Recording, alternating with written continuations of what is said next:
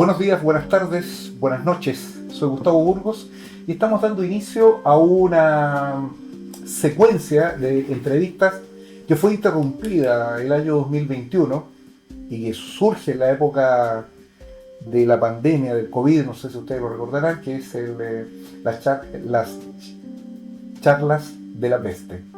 Me acabo de equivocar.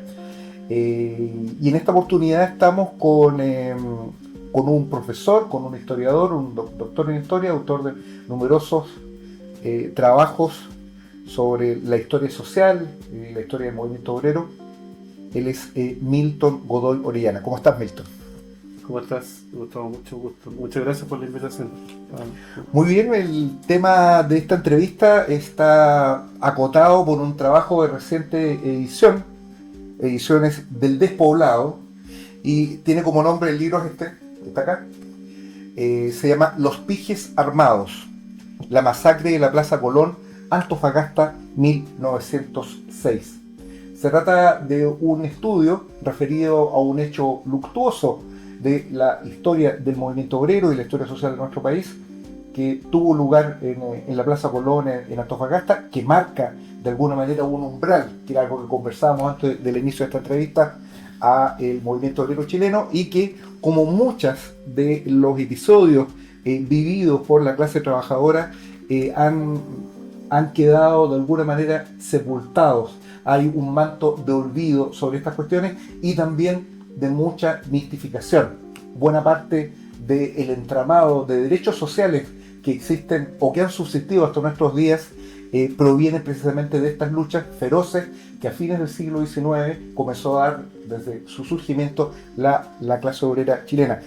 Y uno de los hitos que marca este inicio es precisamente este hecho,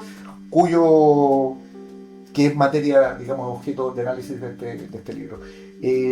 ¿Por qué escribí este libro, Milton? Bueno, este libro lo escribí puntualmente porque estaba trabajando en la región. Llevaba 12 años trabajando con diferentes proyectos sucesivos del Fondo de Ciencia y Tecnología. Me había encontrado con una masacre de obreros en la oficina Chile, Alemania, cerca de Tartal, que eran desconocidas absolutamente. Y me comenzó a dar vuelta el tema y sabía de la masacre de la Plaza Colón. No obstante, no había ningún libro. Era la masacre bastante obnubilada, en el sentido que la información no era de fácil acceso. Uh-huh. Había un libro en que un señor con un esfuerzo tremendo, no era historiador profesional, ciertamente un esfuerzo tremendo, recopiló información de biblioteca e hizo algo que era ordenado. Lo malo es que a veces se confundía el hablante, el escritor, con los textos propios de la época.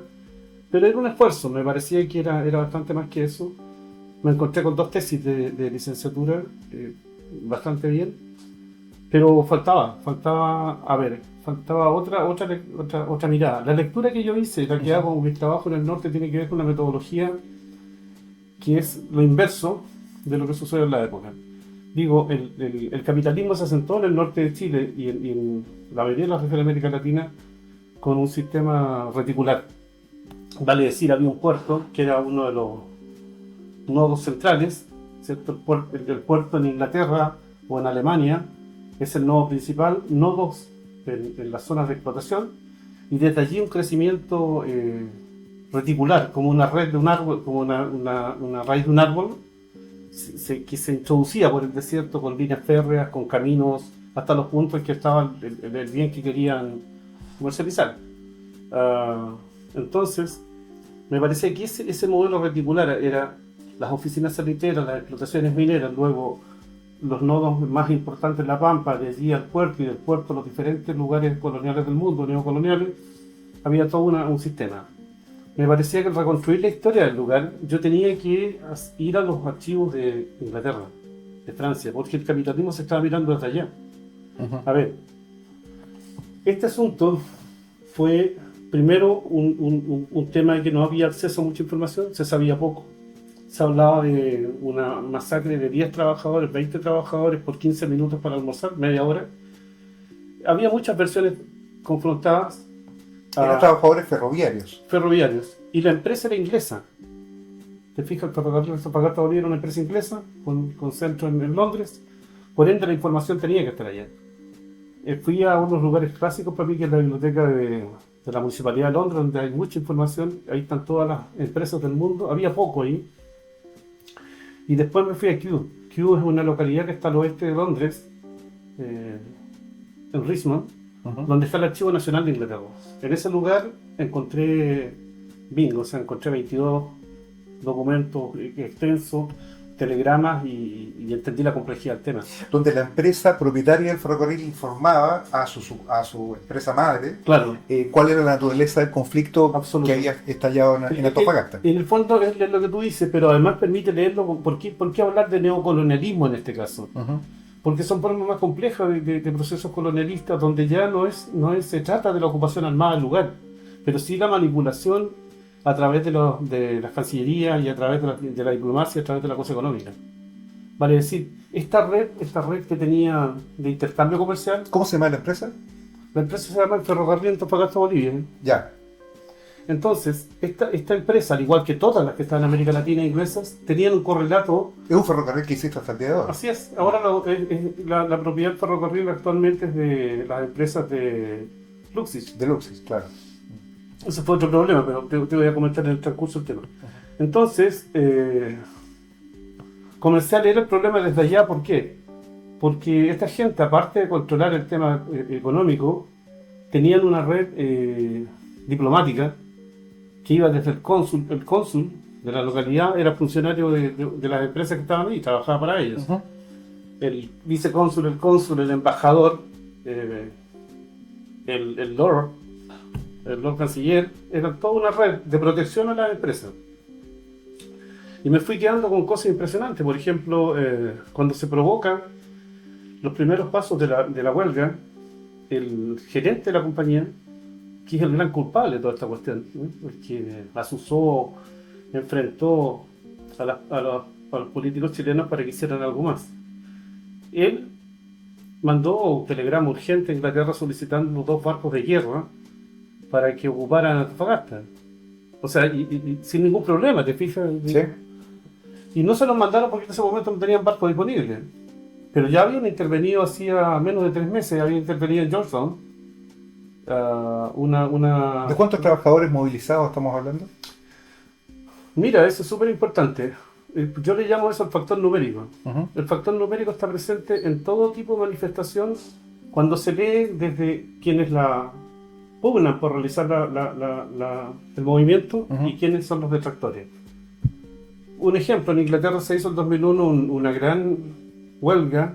Para muchos había asistido, no sé, 100.000 personas. Al día siguiente los trabajadores dijeron que eran 250.000. Al subsiguiente eran 500.000. En Santiago, donde se provocó el 8 de marzo la gran marcha feminista, la policía hablaba de 150.000. Los organizadores 2 millones. El factor numérico siempre es tensionante.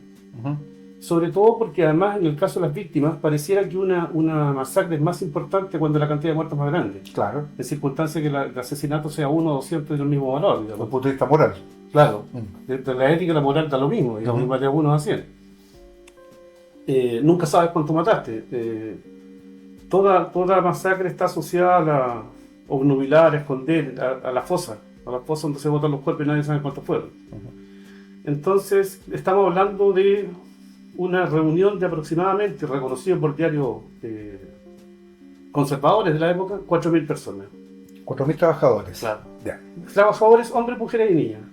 Ya.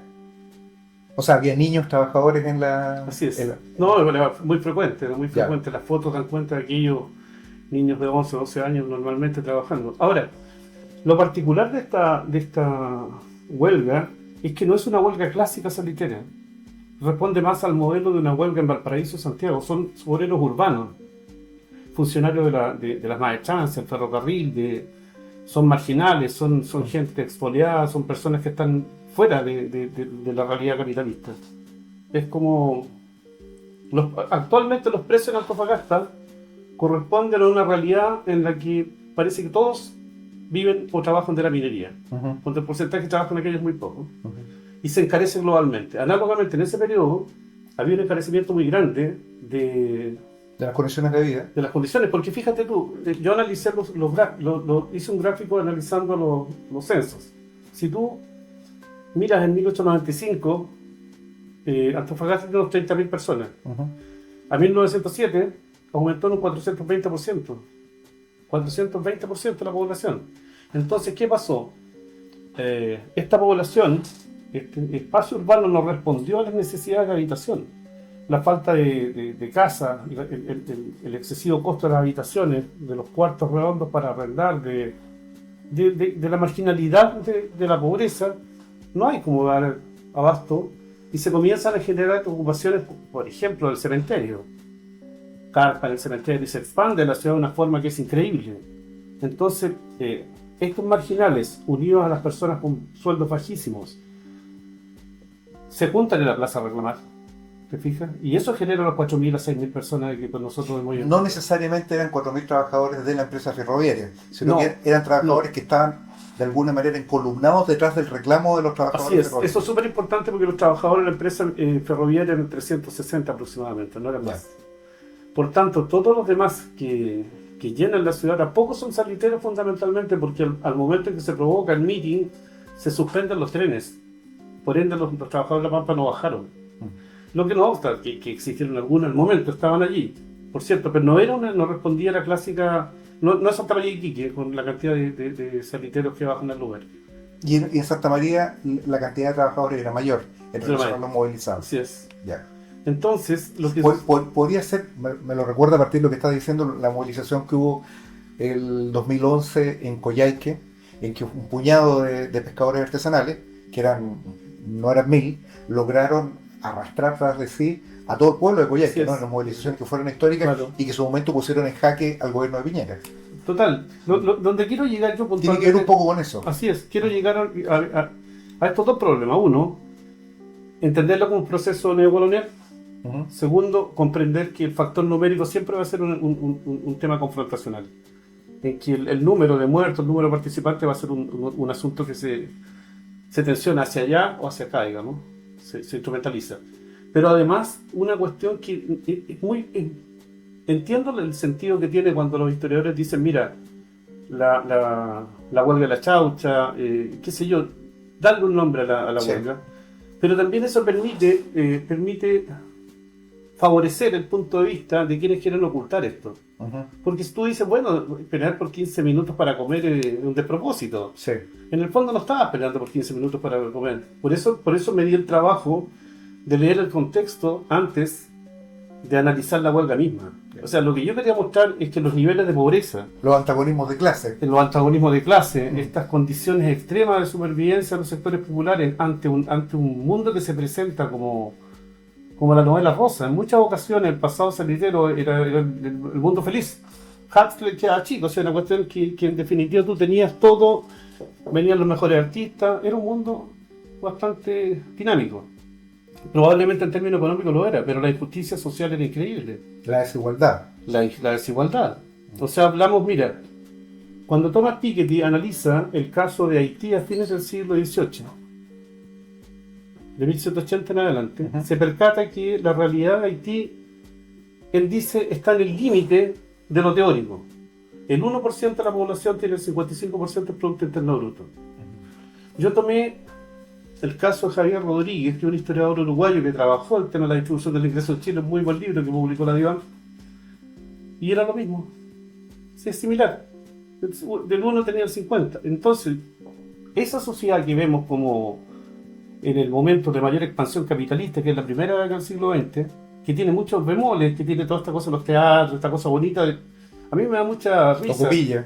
Claro, cuando se recrean estos espacios de las antiguas saliteras, la gente está vestida muy bien y todo ordenadito, en circunstancias que esto era bastante más complejo y mucho más tensionante, mucho más injusto, básicamente porque había unos pocos que vivían muy bien y los demás vivían muy mal, en condiciones de sueldo que son paupérrimas.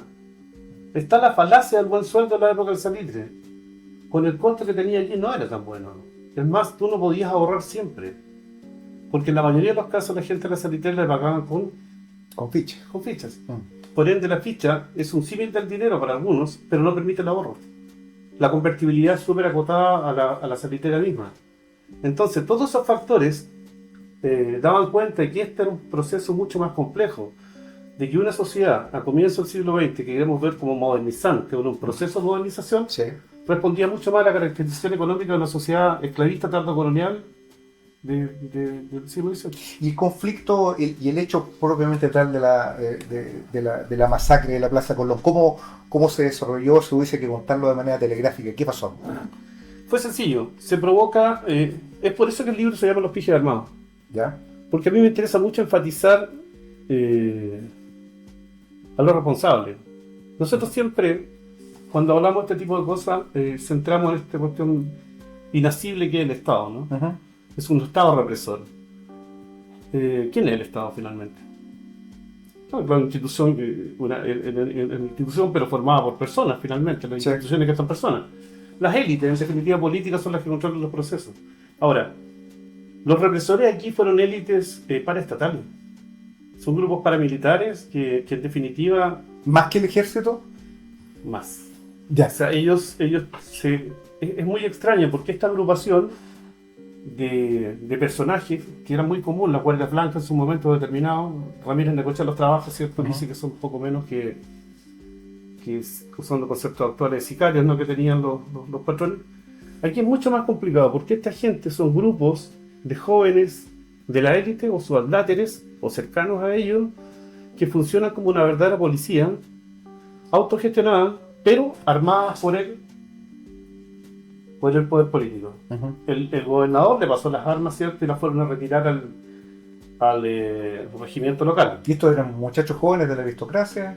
Muchachos jóvenes de la élite, cercanos, estos atláteres que yo le llamo, que son gente que está dentro de clientelismo, relaciones de trabajo, qué sé yo. Ellos se arman y salen a la calle. Es súper importante que esta meeting comienza muy temprano. Está hablando la gente, ¿cierto? En el momento preciso. Nos ubicamos 6 de febrero de 1906. 6 de febrero de 1906, en la Plaza Colón de Antofagasta. Comienza un mitin. Sí, el meeting de la época, ¿no? Uh-huh. Entonces, en la plaza, ¿por qué en la plaza además? Porque la plaza es el centro político, económico y social de las ciudades que se estaban creando en la época. Ya, hasta el día de hoy, ¿no? Hasta el día de hoy. Sí. Yo por ahí hago una cita de Bryce Echenique cuando dice que la pregunta, ¿dónde queda la Plaza de Armas? Solo la puede hacer en América Latina, porque, qué sé yo, en otros lugares hay multicentros. Nosotros tenemos esta cuestión del damero hispano que pasó, ¿cierto?, durante el siglo XVI acá, y se repite en el caso de Antofagasta este damero con una plaza central que es Colón. En la plaza está el poder político, los grandes hoteles, el poder económico y la Iglesia Católica. La catedral. La catedral. Entonces ellos van a reclamarle al poder político ahí.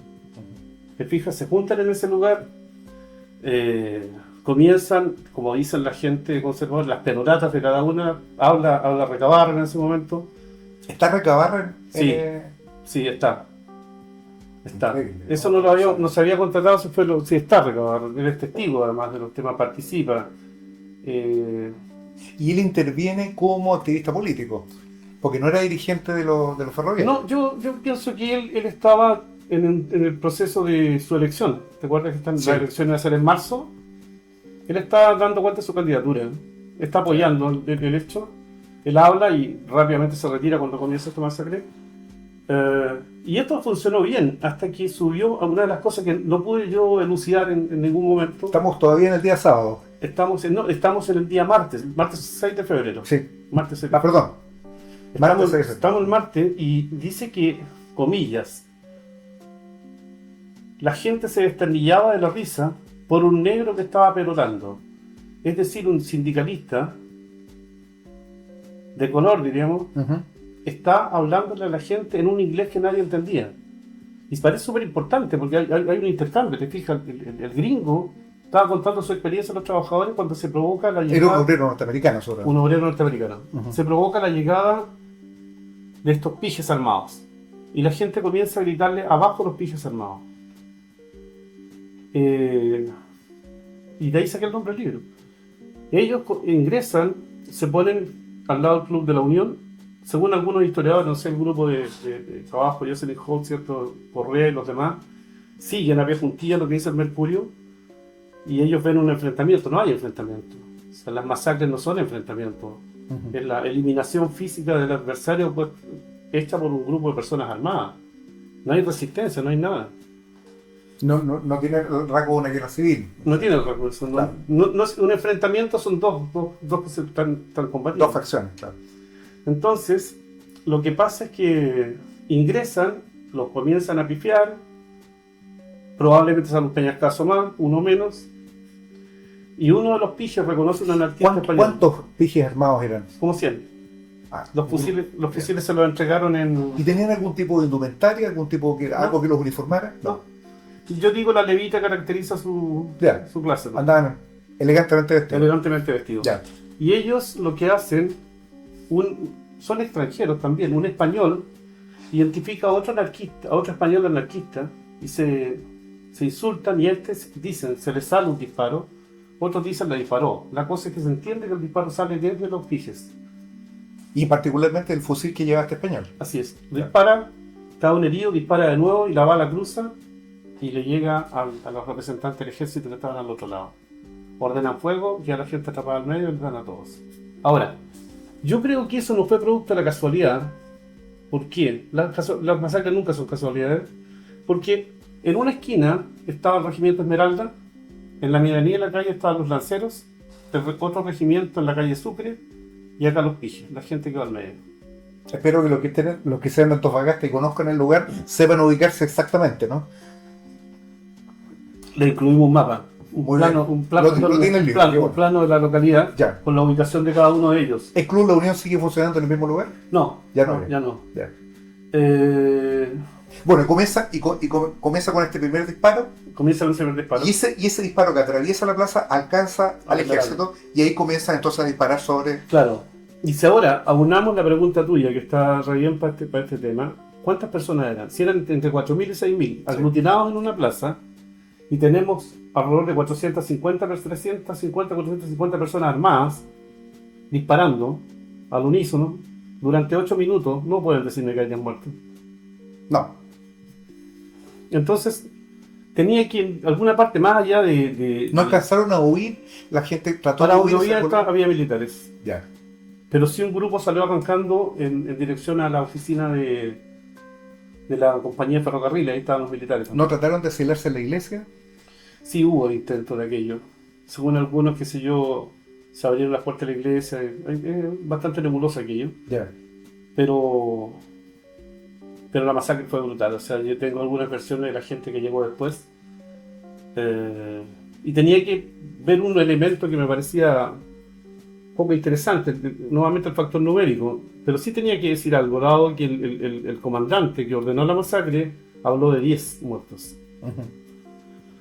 Pero hay unos datos cualitativos que me... ¿Quién es el comandante? Es muy interesante eso. Se llama Sinforoso Ledesma. ¿Y por qué interesante? Lo voy a tomar después. Ya. Lo que hicimos nosotros con mi equipo fue, en primer lugar, atender a múltiples informes. Me encontré cuestiones espectaculares. Me encontré unas memorias de un señor que estuvo de testigo y que en 1970 lo entrevistaron, la entrevista quedó guardada y yo tuve la suerte de encontrarla. Y estaba muy bien, me dejaba muy claras muchas cosas. Y todos los testigos in situ hablan de que aquella noche subían y bajaban las carretas con cadáveres. Y yo preguntaba, bueno, si son 10 muertos, ¿por qué tantas carretas? Entonces logramos obtener un dato que fue radical. Hubo un señor que había sido un combatiente de la Guerra del Pacífico, prestó 2 carretas. 2 carretas salitreras. Los estudios de época acerca de las carretas salitreras, los sistemas de transporte, dan cuenta que una carreta salitrera es un vehículo que permite 2.050 kilos aproximadamente. Como una... 2 toneladas. Como una camioneta actual, como una pick-up. 2. Subieron y bajaron entre las 7 y las 11 de la noche, y muchos diarios dicen a las 11 de la noche se acabó el traslado de los cadáveres. Es decir, tuvieron 4 horas trasladando los cadáveres. Determinamos que la distancia de la plaza al cementerio es de 1 kilómetro. Y también determinamos con los estudios de los sistemas de transporte de la época, fundamentalmente las carretas salitreras, que una carreta se desplaza a 4 kilómetros por hora en La Pampa, en la ciudad puede ser más rápido. Entonces teníamos el tiempo, teníamos la cantidad de carretas, y en función de aquello determinamos que en la época, según los censos, una persona mide 1,66 m. En esa época. Por tanto, debe pesar entre un rango de los 60 y 80 kilos. Buscamos los dos máximos posibles, vimos los viajes que se podían hacer, que el 1632, y determinamos que los muertos eran entre 240 y 360. Bajamos al mínimo 200, como una cifra mínima. Entonces, una cifra mínima creíble es de 200 a 250 personas. El bingo estuvo cuando encontramos documentos de los británicos y decían que eran más de 100 muertos. Otros hablaban de 148. Ya. Bingo. Y lo raro es que encontramos algunas listas de muertos que contradecía puntualmente al general, al coronel en ese tiempo, Cienfuegos Ledesma, de que eran 10. Se reconocían 28 nombres. Encontramos las tumbas en el cementerio. Nos guió un señor que se conocía dónde estaban. Se hace una romería todos los años con la gente en Antofagasta. Y ubicamos muertos. Y también se negaba un poco toda esta cuestión de los niveles de violencia que hubo y se fueron muy, muy claros. Y estas ejecuciones fueron, digamos, a la distancia sobre la movilización, no fueron fusilamientos, no fueron escenificados. No, el disparo a los bultos que se movían. Al bulto solamente. Ya. Y todos disparaban contra todos. Ya. Fue una cuestión sin sentido. Una vez más, el tema del tiempo aquí es súper difícil de... Hay tiempos que parecen una eternidad, decía por ahí un literato inglés, ¿no? Uh-huh. Esto parece que fue el caso. Entre 3 a 8 minutos duró esta balacera. Y después se decretó estado de sitio, nadie podía salir a la calle, nadie vio los muertos en cantidades, pocos testigos son los, qué sé yo. Pero sí, recurrentemente estaba aquello que te decía recién, que el ruido de las carretas se escuchaba. Y puntualmente una cosa, la gente lo decía a cada instante, era el rechinar de las ruedas de las carretas, que producía una cosa que muy silencioso toda la ciudad, este rechinar de carretas. Es por eso que se llama las carretas de la muerte, la capité, como el cuento de la Selma Lagerlöf. Le gustaba la Neruda, ¿no? Que era el carretero de la muerte. Que también se habla estos goznes, esto que chirriando cuando está cargada. Y ese fue el final del traslado. Al día siguiente, en la noche continuaron los disparos, se dice. Al día siguiente comenzaron a hacerse grupos en las esquinas. Había otro ambiente. Y la poblada se enardeció, o sea, con unos niveles también de locura que son importantes. ¿Cuál fue la respuesta popular a esta masacre? Fue complicada porque grupos de personas se apostaron en las esquinas, en estos corrillos, como dicen los diferentes periódicos. Yo trabajé como 50 periódicos de diferentes partes que mostraban información. Porque la prensa es siempre una fuente poco confiable. Sí, siempre una fuente poco confiable. Claro, hay que confrontarla mucho. Sí. Tiene que ser, claro, es fácil seducirse por uno de lo que diga uno de los testigos, pero es complicado. Uh-huh. Bueno, tú conoces mejor que yo. Una cosa es el testigo de oídas y otro es el testigo in situ. Presencial. Entonces, la prensa, los judiciales, muchos judiciales, los oficiales, los temas ingleses, hice la traducción del tema para ir ordenarlo. Entonces, tengo a la gente el día miércoles en la mañana 7 que comienza a reclamar. Y pasa un individuo, lindando el mediodía, un individuo que para mí era el hijo de un inglés que trabajaba en esta empresa, en la del ferrocarril. Un obrero. Un obrero inglés, funcionaba como estafeta. Uh-huh. Va caminando, lo pilla una multitud enardecida, lo atacan y lo descuartizan. Se ensañan con él. Y las patadas dicen que al final, no es claro, lo remata un policía porque estaba sufriendo mucho. Y ahí empieza un asunto que no tiene... Quemaron la tienda más importante, la Chupalla, la quemaron completa. Uh-huh. El periódico El Industrial, que era proclive, se identificaba con un diario burgués, lo quemaron completo. Quemaron las casas de los ricos. Me encontré fuentes... De la familia Sí. de los pijes armados. Sí. Ya. Los pijes se escondieron todos. Es decir, comenzaron a aparecer en los diarios, yo, Juan Pérez, nunca participé de esta cuestión, se me está acusando. Nadie tenía nada que ver, nadie fue. Finalmente nadie participó. Nadie fue. Entonces... Todos votaron que no. Todos votaron que no. Entonces estaba un personaje, no sé si tú lo ubicas, Salvador Reyes, el literato. Sí, sí. Él tenía 11 años. Iba de la mano de su padre, Arturo Reyes, corriendo, le había quemado la casa. Y recuerda cómo cuando corrían, caían los muertos por la balacera que se estaba armando el segundo día. Para matar a esta gente que estaba saqueando, y estaba quemando, y estaba haciendo... Se ataca al consulado peruano. El consulado peruano, porque el cónsul, el vicecónsul participó en el grupo de los pijes armados, lo habían identificado, él dice que no, y bajan el escudo de armas y lo empiezan a patear. Y eso me hizo clic, porque era 1905, las relaciones diplomáticas con Perú se estaban restableciendo recién. Tratado de Ancón, el año pasado. Claro. Y no tenemos el tratado de 1929 todavía. Claro. O sea, la tensión es súper importante. Y yo dije, bueno, si esta cuestión de patear el escudo es un tema para que los peruanos hagan algo. En un viaje a Lima, me fui al archivo del Ministerio de Relaciones Exteriores de Lima a buscar. Bingo. Había un informe acerca de la masacre, hecho por el vicecónsul, y él cuenta la otra perspectiva, que es secreta además, no tenía por qué mentir. Ya. Y cuéntala cómo fue la masacre. No difería sustancialmente lo que decían los trabajadores. Se reconoce, por ejemplo, todas las fuentes reconocen que los trabajadores fueron pacíficos, que no agredieron, que no hay un enfrentamiento, que fue una masacre. Entonces, con esos documentos más los ingleses, logré ir aclarando el tema y logré posicionar a estos militares que tú veías, ¿cierto? Te mostraba Este Sinforoso Ledesma. Pero cuidado, están estos militares mandados por un capitán, que era del Valle del Elqui, que llegó también a general después. Pero Sinforoso Ledesma está dialogando con un grupo notable de la localidad en que está Harry Hatcher, que es el gerente de la empresa, está el obispo de Antofagasta, está el vicecónsul británico y está y Sinforoso Ledesma. Ellos están buscando una forma de solucionar el problema, y cuando están buscando la fórmula dicen que escuchan los balazos.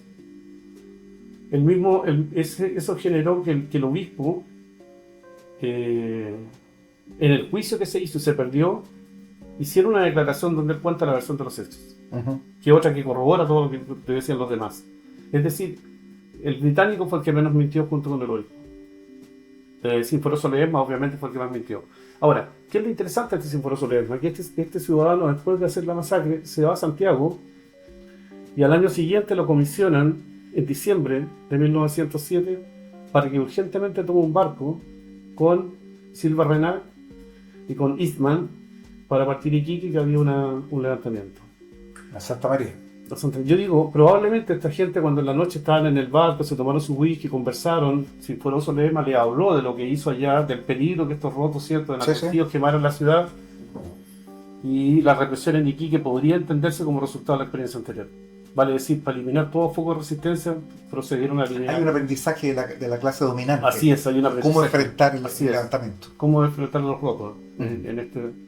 Entonces me parecía súper importante el caso de Sinforoso Ledesma, que además murió en su cama tranquilamente, viejo, con una pensión jugosa y sin correr ningún riesgo. ¿Cuál es la respuesta política de las autoridades, del gobierno central de Santiago, sobre esta cuestión? Mira, yo un dejo de ironía, termino el libro precisamente con un caso que hay cierto patetismo en el ciudadano. Este ciudadano era tío de nuestro santo, de Hurtado. El padre Hurtado. Claro. Yo termino con esto, comillas. Guardia, orden, merece felicitaciones del gobierno. Sírvase transmitirla, cierra comillas. Escribió Miguel Cruchaca Tocornal en su pulcro, tranquilo, seguro despacho del Ministerio del Interior al intendente Daniel Santeliz. Lo felicito. Me parece que era el mejor proceder. Ahora, el señor en cuestión sabía de los muertos. Tenía clara la película. Pero es la concepción que tienen de los rotos. Por eso la nuda vida, ¿no? Por eso ir un poco más allá para comprender cómo la élite chilena es capaz de construir estos monstruos que reprimen al pueblo, además formado por gente del mismo pueblo. Si tú te pones a pensar la soldadesca, como le llaman, y la marinería, son gente del pueblo. Por un nivel de adoctrinamiento tal que son capaces de atacar a los suyos en función del orden y de la patria. Sí, son cosas que siguen vigentes hasta el día de hoy en idénticos términos. Así es. Esto, Y eso, disculpe, y eso sí. es súper importante lo que tú dices también, porque para eso tenéis que construir un monstruo. Y el monstruo que se construyó en la época fue el anarquista. En los tiempos contemporáneos fue el comunista. Claro. Y ahora, de nuevo, un poquito anarquista. Claro, ahora nuevamente sí. el anarquista. Sí. Los comunistas son un poco más... Los comunistas sistémicos. están más sistémicos. Sí. Exacto. Esta masacre de 1906, ¿cómo la inscribes tú dentro de un marco más general de esta alborada del movimiento obrero chileno? ¿Qué relación hay con lo que viene después, ¿no? Con el periodo que más se reconoce, con Recabarren protagonista y ya con organizaciones políticas propias de la clase trabajadora? ¿Qué relación ves entre una cosa y otra? ¿Qué aprendió Recabarren, por decirlo de alguna manera, en esos minutos terribles en que tiene que haber estado en la Plaza Colón? Yo pienso que Antofagasta es un punto axial, es un momento bisagra, ¿no? Es un momento que se conjuga en el primer día, el martes 6, la representación política del malestar, en un espacio de respeto ciudadano. La gente va súper ordenado. Confiando en la legalidad. Confiando en la legalidad, claro. Exactamente. Y por otra parte, ese mundo que coexiste, que es del ancien régimen, ¿cierto? Este mundo que es el mundo levantisco, confrontacional, de la acción directa, la gente que iba, quemaba y huía del pueblo.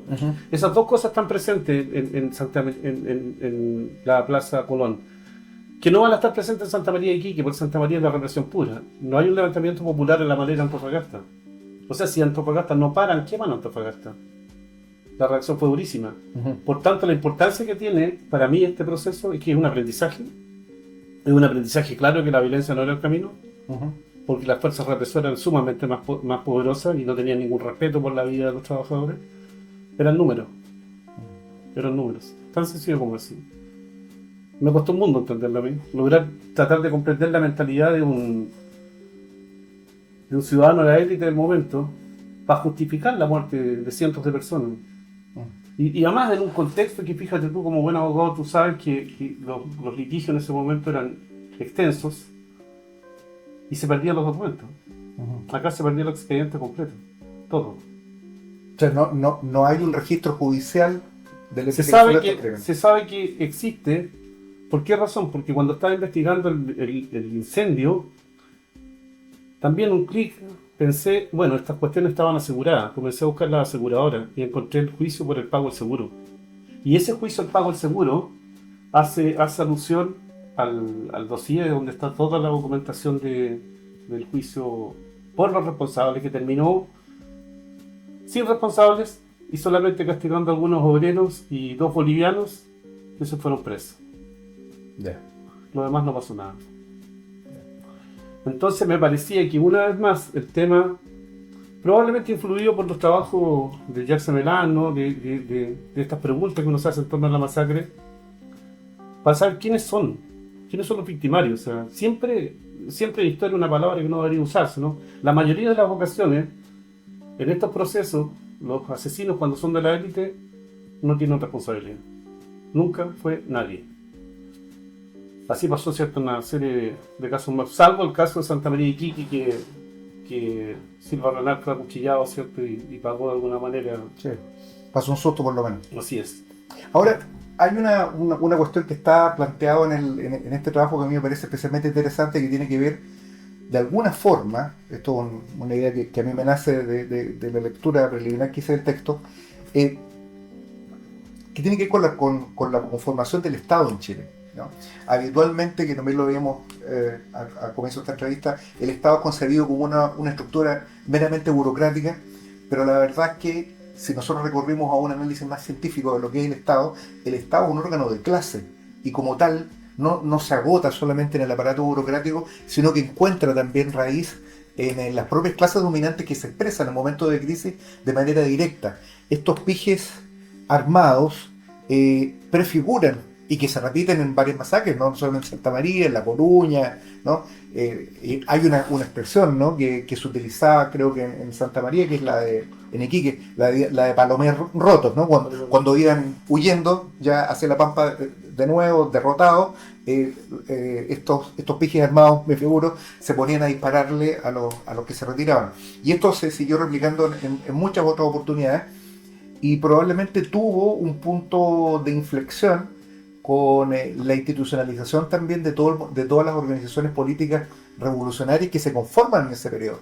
Pues yo creo que una parte importante de la adhesión que tiene Recabarren unos años después de esto a la Revolución Rusa, y al programa marxista, a la concepción de la dictadura del proletariado, a la conformación de un gobierno obrero, tiene que ver con esta experiencia donde el Estado se ve en su hueso, digamos, en su dimensión. Sí, claro. No hay espacio para confundirse en ese sentido. ¿Cómo ves ese aspecto, todo lo que tiene que ver con la conformación del aparato del Estado? ¿Le atribuís un significado en ese sentido a estas experiencias, a estas masacres, ¿no? Lo que pasa es que para nosotros es tan obvio que hasta resulta engañoso. Pareciera ser que este Estado como un ente, ¿cierto?, disociado de las personas y qué sé yo, como la justicia, ¿no? En la práctica una realidad inacible, porque en definitiva la legislación que existe en el periodo es generada por la élite para la élite. La normativa la ponen ellos. Los rotos no participan de la generación de todo el aparato normativo del Estado. Claro. Ya sea a través de la jurisprudencia, lo que sea. Los rotos no participan de aquello. Los rotos son parte de la masa, digamos. Entonces, el diseño de la estructura judicial, de la política, corresponde a los intereses de clase. Y son sus intereses. Es decir, un gobernador como el de Antofagasta, que en su momento autoriza al poder militar, al representante del poder militar, para que arme individuos, está en definitiva haciendo es una concepción política la que tiene. Una concepción política en que si el Estado no es capaz, vía policía y militares, de controlar estos rotos, la élite tiene que controlarlo, porque le pone el orden. El orden son ellos. ¿Te fijas? Ellos son el orden. Sí. Ellos son la civilización. En la antigua están los rotos, esta gente desordenada. Claro, es la misma idea que de otra forma da vuelta en la guerra del Pacífico. Los civilizadores versus esta gente salvaje que hay que controlar. Entonces esa idea se repite mucho. Yo pienso que el diseño estatal está hecho para y por la élite, que en definitiva la justicia responde a sus intereses, y en la práctica un roto no tiene ninguna posibilidad frente al tema. O sea, la prueba está en que mataron más de 250 y no pasó nada. Lo que sí apareció los días después, la Caridad Cristiana entregándole unas cuantas comidas a la gente para que se mantuviera. Eso por un tiempo. Después de eso solamente iban a vivir con la solidaridad de clase. En un espacio que, te insisto, a mí me parece que estas masacres tienen mucho que ver como expresiones de represión a un movimiento social que se está desbandando. Un movimiento social que no responde a estos contenedores que tiene la élite. O sea, un pueblo que está hastiado. Y en ese sentido se parece mucho a los levantamientos que han habido en el siglo XX. Insisto, no es que sea la chaucha, no es eso, no es el detalle, ¿no? Sino que es una acumulación de elementos que va a provocar. Y en Chile no es difícil ver que en el futuro vamos a tener uno tanto o más importante que el que tuvimos. Porque hemos solucionado los grandes problemas de la justicia social del país. La redistribución del ingreso la tenemos solucionada. Claro. ¿Qué porcentaje del país gana menos 700 lucas? ¿El 70%? Un país que solamente se ve contenido porque el Estado actúa como el gran proveedor, vía asignaciones de dinero a los más pobres, gratuidad al 60%. Si eso no estuviese, esta cuestión se sale del marco. Porque así como está, no resiste análisis. Ahora, ¿cómo soportamos tanto? ¿Cómo se ha llegado a este nivel? Yo creo que el relato que hay en esta cuestión es entretenido. O sea, el relato que tenemos para el orden es el orden, la patria, un Chile más grande, somos todos. Sí, hoy día se habla de la seguridad, ¿no? Como El Partido Comunista decía como el derecho humano fundamental y habilitante, ¿no? Como la seguridad como un eufemismo para hablar de la contrainsurgencia, de la tarea Claro. represiva, ¿no? Una tarea represiva que no solamente alcanza este Estado. Nosotros nos informamos como el presidente electo Kast se reunió hace poco con Lula, que no hace mucho era como la quinta esencia de los valores proletarios en América Latina, y se reúne precisamente para discutir sobre estas mismas cuestiones. Entonces yo creo que también un poco para ir cerrando, a mí me gustaría que tú dejaras como un mensaje invitando. Obviamente nosotros vamos a leer este trabajo en la revista, lo vamos a comentar por supuesto, pero también a quienes nos están viendo en esta entrevista que se han podido formar una impresión del ambiente que se vivió en esa Antofagasta. Esperamos que quienes nos han visto hayan podido oler la pólvora de la Plaza Colón en Antofagasta, de una ciudad al mismo tiempo que tiene que haber tenido rasgos muy parecidos a los del sur de Estados Unidos, seguramente, o en zonas, en una ciudad que estaba recientemente ocupada, una ciudad boliviana, ocupada por chilenos, una ciudad totalmente cosmopolita. Y eso es muy curioso porque en la época la llaman la Nueva California. Claro. Claro, tiene todo este cuento tiene este cuento de la promesa de que tú puedes cambiar tu vida allí. El sueño americano. El sueño americano, el sueño antofagastino era una falacia grande. O sea, entrabas a una cuestión donde la posibilidad de vida de los sectores populares no. ¿Cuál es el mensaje que tú crees que deja este texto, y especialmente para invitar a los lectores, digamos, a que trabajen con esta cuestión? ¿Cuál es el significado que le atribuyes tú después de haber estudiado esto detenidamente? Un poco lo has insinuado en relación con el problema del Estado y las bases que tienen el régimen político en nuestro país, pero en un sentido más inmediato. Mira, yo lo que tengo acá, el aprendizaje que yo tomo, aparte de comprender una cuestión que me parece súper importante, la responsabilidad de los civiles en todos estos procesos. Principalmente, cuánto nos costó entender que la dictadura militar fue una dictadura cívico-militar. Uh-huh. Yo siempre entiendo en estos casos al Estado como una dictadura de clase. Claro, en la mano ajena. Aquellos que con mano ajena, ¿cierto? Así decía Allende. Exacto, es la mano ajena hasta cierto punto. Los militares bien cuidados en el contexto de la sociedad, con sistemas de previsión totalmente diferentes, con colegios para ellos, con qué sé yo, están en una condición que deben cuidar el orden. Ahora, creo que la mayor instalación discursiva del control ha sido el orden. Que puede ser un orden que se vea con problemas a propósito del factor externo, del enemigo interno en otro momento, o de este ciudadano más inasible, más extraño, que es el narco, el bandido, el robo, el latrocinio pequeño en las calles. Sí. Instalar el miedo como un discurso que permita más control. Y un control que definitivamente es solo beneficioso para las élites dominantes, ya sean élites de izquierda dominantes o de derecha dominantes, las élites. Cuando se confunden, lo que se vuelve un poco más homogéneo. Por tanto, lo que me deja acá que la única forma de lograr cambios, que van a ser dolorosos probablemente muchos de ellos, es eso, el meeting, representar en el espacio público la necesidad que tiene un país. Eso es fundamental. O sea, si nosotros nos adormecemos y nos vamos a la casa a leer o a mirar la tele, estamos mal. O sea, lo que nosotros tenemos que volver a hacer es representar en el espacio público las necesidades que tiene nuestro país. Y dejar de pensar Chile como este Huxley, ¿no? esta cosa, el mundo feliz. Vote cada 4 años.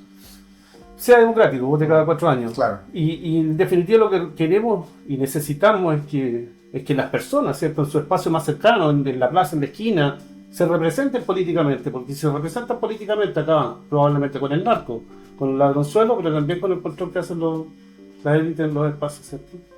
Organizarse es la única cuestión, representarse. Yo creo que está cantando acá, y para ir cerrando, te agradezco, Milton, el tiempo para estar. Creo que ha sido una muy agradable conversación, muy interesante. Creo que ha quedado muy bien delineados cuáles son los aspectos centrales sobre los cuales descansa este estudio.